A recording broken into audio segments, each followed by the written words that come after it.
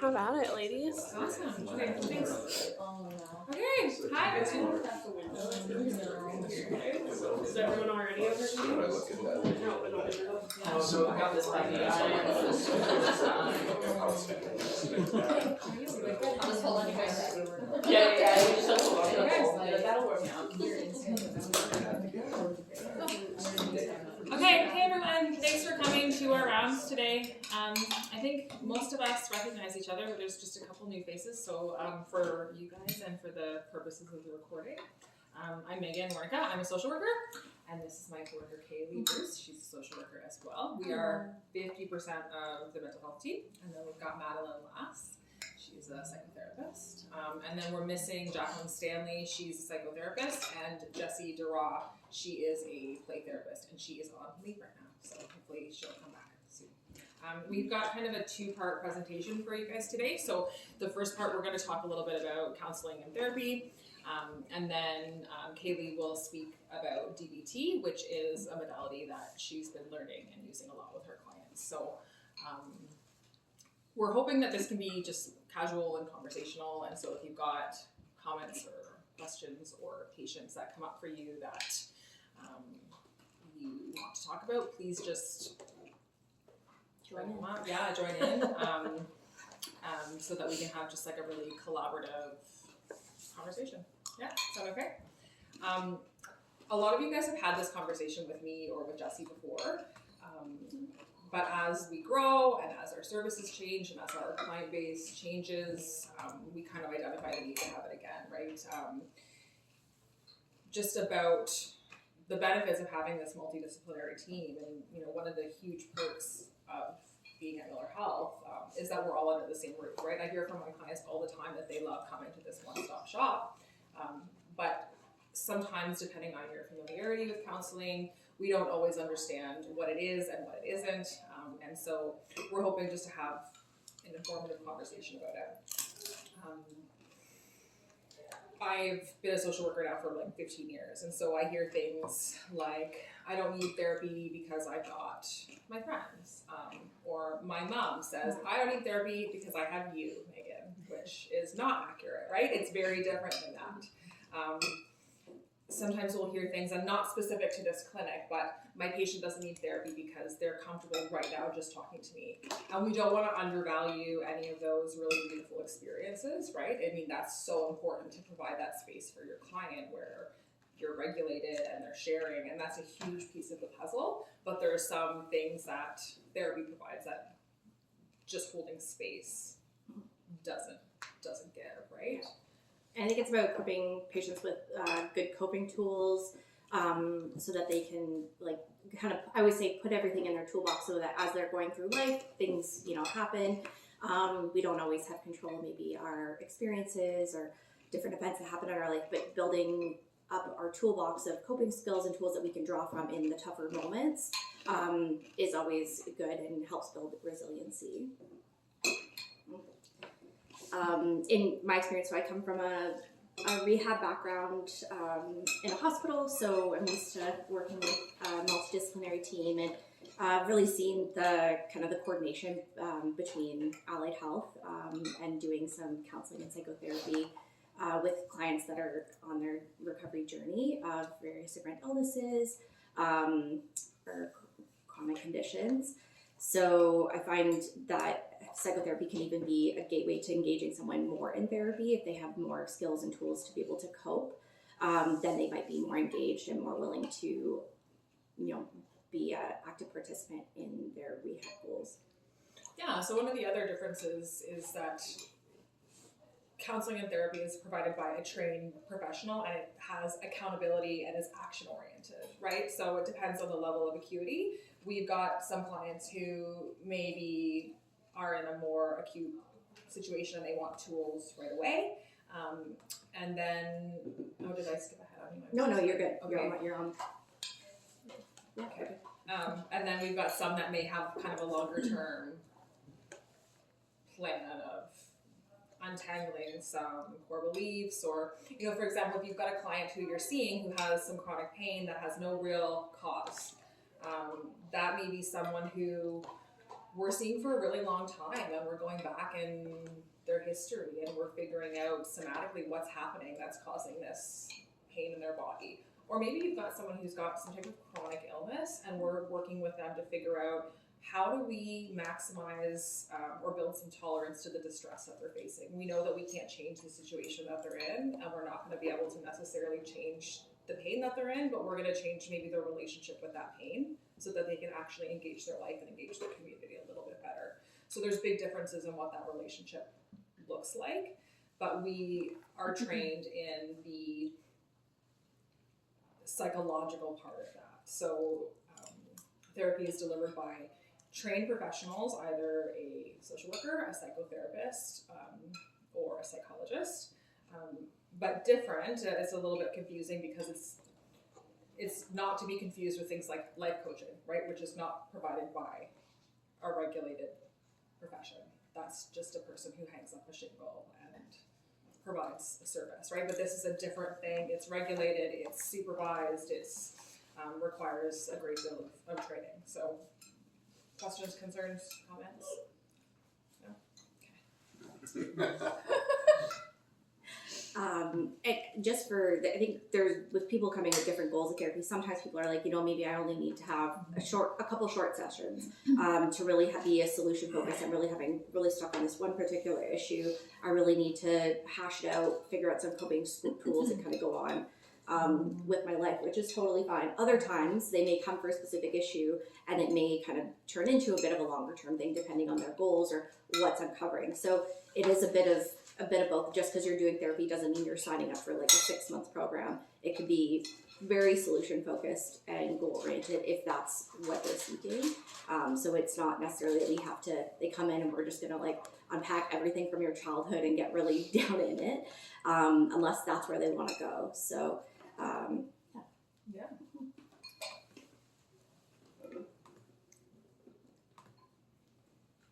And then I want to talk about some tips for if you're seeing a patient, and I know it can kind of be, you're kind of maybe noticing that they're maybe struggling, but they're maybe not fully appreciating maybe kind of what they're dealing with, or you're picking up some things and kind of how to bring that up of bridging that maybe some therapy or counseling might be beneficial to them, or having that conversation of what that might look like if they have questions. So I think a big part is like normalizing therapy. It's not something that should be stigmatized or that there's something wrong with a person. I've had people say, oh, it's so sad that I've had to go to therapy, or that my family has to go to therapy, and that's definitely not the case. It should be a very empowering thing that someone's taking care of themselves and identifying that they need help. I'll say, for example, when I had a new grad teacher come, and her reason was, I'm working in special education, it's super stressful. Mm-hmm. I see some of my colleagues being at a level of burnout that I just don't ever want to be at. So my goal is to really get ahead of this, build some good coping tools, and have good self-care practices in place to prevent burnout. So very preventative mode. And I did also have a nurse going through COVID that was a new grad. She wanted to work on CBT because she was identifying that she was really struggling with COVID was very new, working in the hospital, trying to wrap her head around what was happening. And so before she kind of let that be all-consuming and get into a situation of crisis or burnout, she chose to seek out some help and support to, again, get ahead of things, be more preventative. And do you find that the younger generations, I'm not sure if you guys have found this as well, but like our age group is really, really great at accessing support. I've had so many young people come in and say, oh, I just want to meet someone and have the relationship so that when shit hits the fan, I already know someone. That's awesome. Great. And then I have older people, like later 50s, 60s, who come in and have been struggling with something for their entire life and now are trying to unpack it, and have been living in distress for so long, right? And maybe didn't know that there was another option for them. Or, some of the things that I've heard in different words is, oh, I ache, therefore I am. This is just how we lived up home or whatever, right? They don't know that there's another option for them. And that's too bad, right? That's a tough way to live. So it's a tough conversation to have with people because I know that sometimes the risk is, okay, I've been working really hard at building a rapport with this client, and I'm really worried that if I say something, I could damage the rapport, or they may not receive it well. But it doesn't have to be something that you just throw out there. It can be a gradual conversation. Sometimes what I've done with Matt in the past, and it depends kind of how busy you are and what your day looks like, but if our door is open and we're sitting in there and you're walking out with your patient, then please drop in and say, hey, I just want to introduce you to this person. Remind them that we have a phone consultation that they can book. So they don't have to commit to sitting in a room with a stranger and telling them about their life story for a full hour and paying us for it, right? That's a big commitment. Paying someone $165 an hour to talk about something vulnerable, like who would sign up for that if you are not really interested? So maybe they want to just have a free phone consult and see if they like the voice on the other end. Or maybe they want to walk by our office and just check out the face, right? That's okay too. We're just trying to kind of take little steps, like a little ladder, to build some familiarity. That's all totally fine. Whatever we can do to kind of increase patient outcomes is good. But we can make some really beautiful things happen for people when we work together. Andrew, I don't want to single you out, but can I talk about something that we worked on together? Yeah, Andrew and I had a client that we treated together, and it didn't have the outcome that we wanted, but it was a really neat experience to be able to work together on that, right? Like to just kind of expand our scope of practice to think about how we could treat that person. Yep. And if we didn't have an open door policy, and if we didn't see each other in the hall, and if we didn't have the opportunity to talk about what his needs were beyond just specific scopes of practice, then that wouldn't have happened, right? Yeah. So yeah, I think that that's one of the benefits to working in this type of clinic, if we can go out on a limb a little bit and make it happen. And I'd say, like, there's things that you guys may see or pick up on, or some red flags. You're like, this kind of seems like there might be something a bit more heavier going on behind the scenes. Definitely, like, I think if you ever wanted to talk something through, or said, I got a sense of this in this session, might be something might be more there. How should I kind of go about talking about this, or should I be a bit more direct? I know, like, at the hospital, like, a lot of times nurses, other allied health, they get maybe some information that they aren't expecting, or maybe not know kind of what to do with it. And it was always very encouraged to, like, reach out to the social worker, therapist, to, like, just talk. We saw this. How do we address this? What's, a good way to make sure we get the client gets maybe connected with the support that they would, or are aware that there is support available for maybe a very sensitive topic. And we can, kind of support you with coming up with that script, or maybe what some resources might look like to hopefully connect them with the right supports, and have a full multidisciplinary approach. Yeah, and even for you guys too, if you see something or you talk about something or whatever it is that you encounter, if you're having a hard time holding that, like, please do reach out. We talk about hard stuff all the time. Not that you guys don't, but there's a certain component of our job where we hold space for really, really dark things. And so if you need to talk about it, if you need an outlet, if you just need to figure out what to do with it, please reach out. Please don't carry it on your own. Yeah. For sure. And so this is kind of like a bit of an overview. Just, we all kind of have our own little niches and our own experiences that we come with. I'd say, like, for my background, I worked a lot on, like, acute care medical floors and rehab floors in the hospital. So that's kind of where my niche is. I have a massive passion for acquired brain injury, traumatic brain injury, concussion, stroke. I've also worked in palliative care and chronic disease.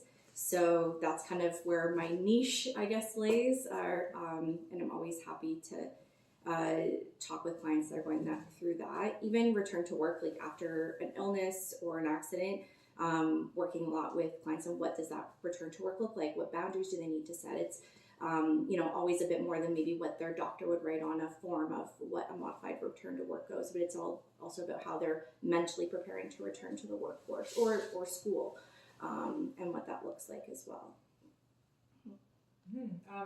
I'll work with people across the lifespan. I'm going to start taking children in the meantime until Jessie comes back.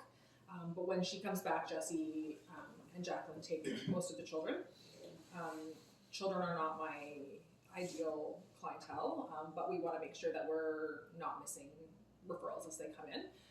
But typically I'll work with adults, couples.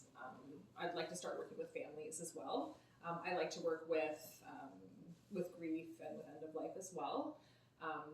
Jacqueline, who's not here, works a lot with children and with teens, and as well with individual adults. Madeline, do you want to speak yourself for what you Sure. work with? Okay.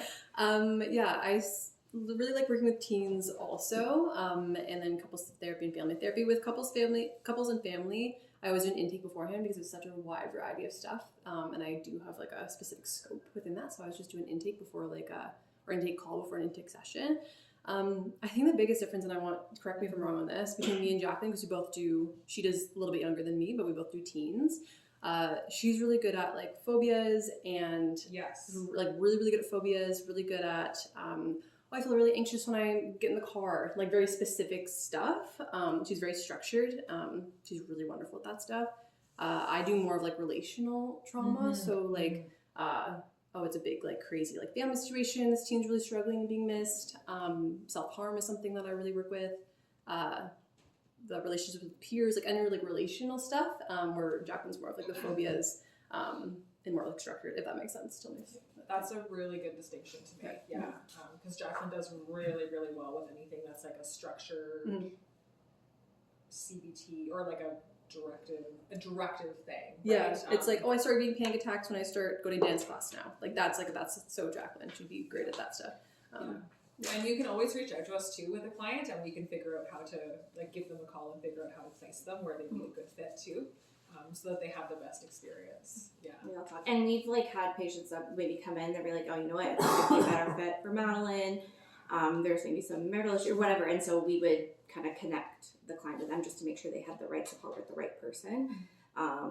And one other thing I'll mention about if you ever have anyone that has speech impairments or aphasia, I do have my supported communication, working with clients with aphasia, communication boards. I've worked with ALS clients that you spell out a letter by eye blinking, so I will provide psychotherapy for anyone that has any communication impairments and working with them on their mode of communication that works for them. So if anyone has anything like that, therapy is accessible. Oftentimes clients with communication impairments don't get connected or can't find a therapist that will support them with their communication needs, but that is something that I am comfortable and enjoy providing. Okay, anything else for you? No, does anyone have any questions or comments or patients that they're concerned about or things that have been on their heart that they want to run by us? No. Cool. Well, you know where to find us if anything comes up. Okay, so I don't know if anyone's ever familiar with dialectical behavior therapy, DBT. So it is kind of built off of cognitive behavior therapy, which I feel like is a pretty common modality. I have noticed that DBT has come up a lot with schools recommending for parents that their child or teen might be benefit from having some dialectical behavior therapy. So DBT can be a support provided in individual therapy, group therapy. Obviously, there's some limitations to being accessible for group therapy. Individual therapy might be a bit more obviously individualized and support them with their care plan. So DBT was originally meant for or designed for people with borderline personality disorder, but it's now becoming bigger modality for basically everyone. Everyone can benefit from having good DBT skills because it gives you practical skills to apply to everyday life. Kind of building up your toolbox, which I like to kind of frame for people. So helps you with managing intense emotions, coping with challenging or painful situations, and improving relationships and communication.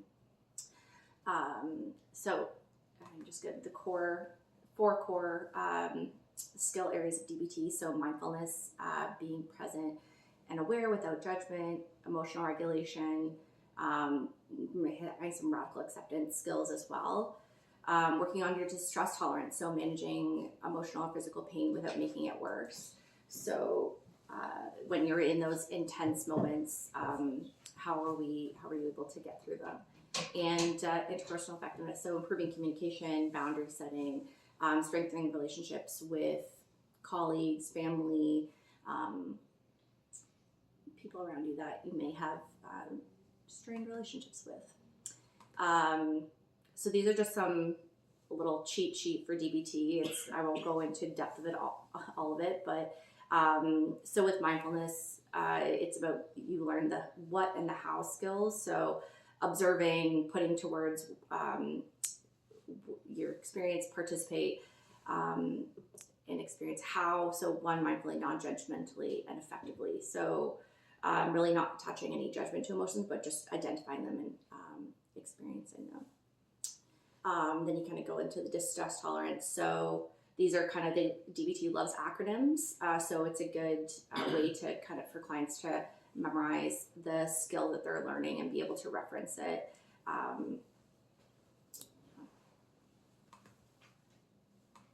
So that's basically a bit of DBT. So these are kind of just in terms of DBT in a rehab setting. So it can help with emotional adjustment. So if someone's coming in, they're really struggling just with their diagnosis, their injury, being able to give them some DBT skills to help them with emotional regulation, engagement in rehab, and some long-term coping tools and skills. And that's DBT. I love it. Questions, comments? Concerns? Yeah.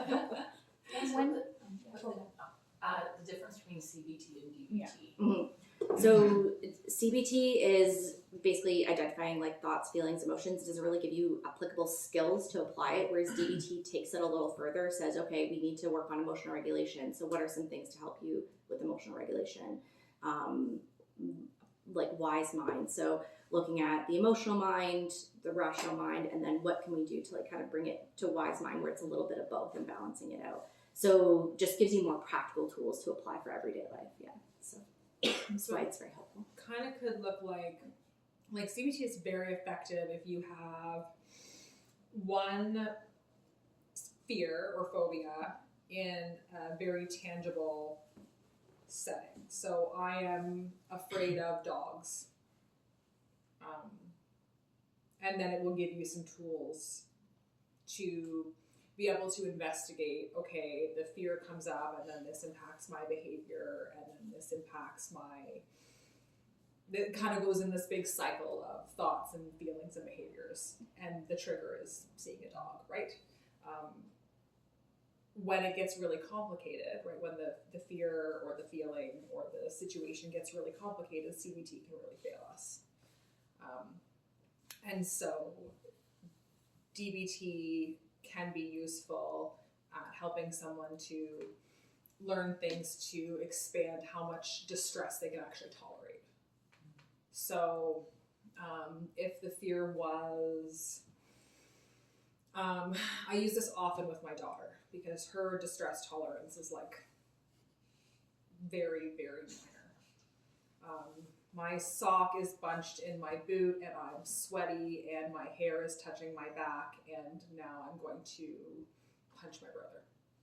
So, okay, my sock is bunched and my hair is touching my back and I'm sweaty and it is winter and I have to wear a coat and like, these things are all true and I'm going to use all of these different tools to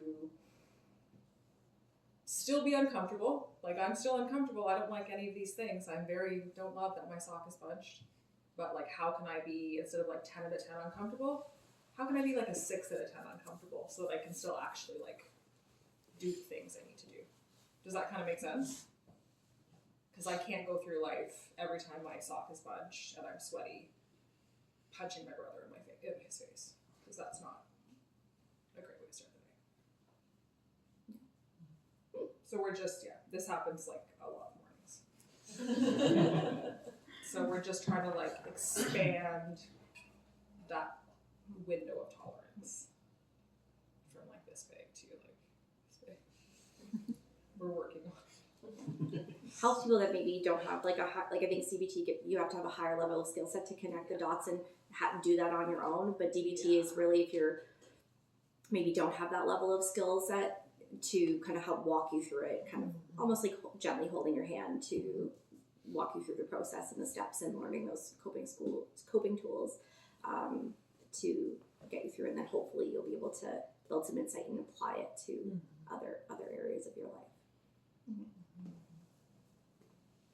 Is there any one of you that particularly like dealing with like pain and like adverse childhood events and stuff like that?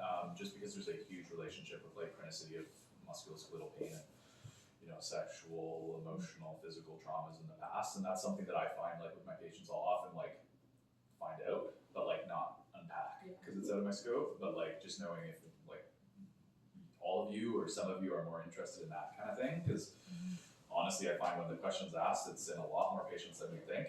Oh Yeah. I love it. Me, I definitely, that's something for me. Like when I worked in like ABI rehab, we would come in for a stroke or a traumatic brain injury, but then things would come up of I was a refugee and that was my childhood, and things that they would come up of that, how they handled that stress and the connection between that. So it's definitely something. Do you like it? Yeah, chronic pain is something that I'm still learning about. It's not my like specialty, but the like childhood trauma definitely is. So and I know it's all definitely related. There's not a lot of therapy that's not trauma work. Yeah, it's all it is. Yeah. But one of the things about therapy, I don't know about you guys, but doing the psychoed about brain development and how it links to all the rest of your life is so powerful for people to, you know, who have lived their whole life with this narrative of, oh, well, this happened to me, but like, whatever. And now, you know, the rest of their life, there's this narrative that they have of like, I'm difficult, or I'm dramatic, or all of these awful things happen to me and it's my fault, or just helping them understand how their brain developed to keep them safe is so empowering.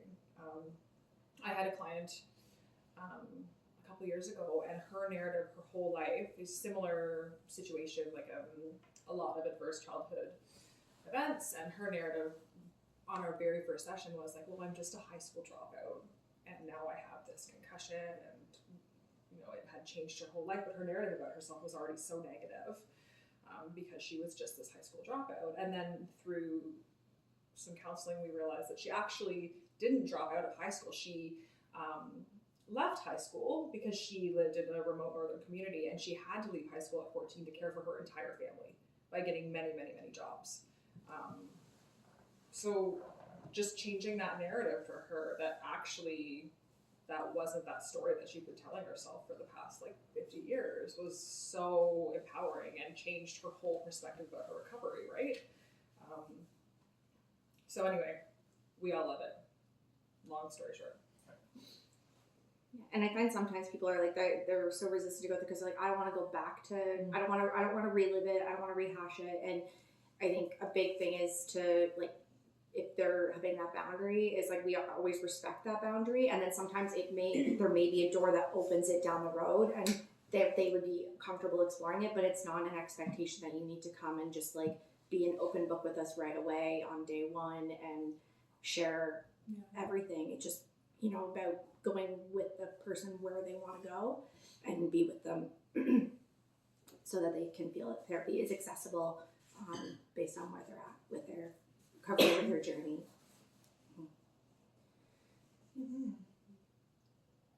Is there a difference from like when you would refer to psychotherapy versus social work, or is it more just dependent on the topic? so psychotherapy and a social worker providing psychotherapy is providing the same service as a Right. psychotherapist. Right. It's just that we have different educational backgrounds.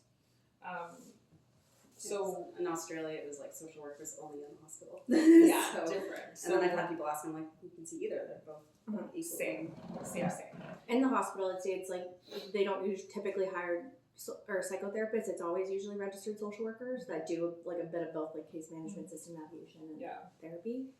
In the more private, it's a bit different.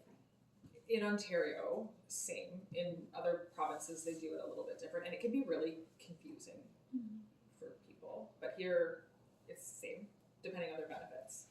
Some benefits will only cover RSWs. Some aren't. I saw someone's benefits only cover like I didn't even hear this a marriage and family therapist, but it wasn't even a psychotherapist, and I was like, who is Is that? that American? Yeah, I was like, Yeah. but it was a Canadian. Yeah. Psychologists can sometimes be diagnosticians, which we are not. But it can be confusing, like people coming from other provinces. Like in Alberta, it's different. In Saskatchewan, it's different. But anyway, it's the same here. Any other questions, comments? Queries? Cool. Wow, I hope everyone enjoys their day. Thank you. Thank you.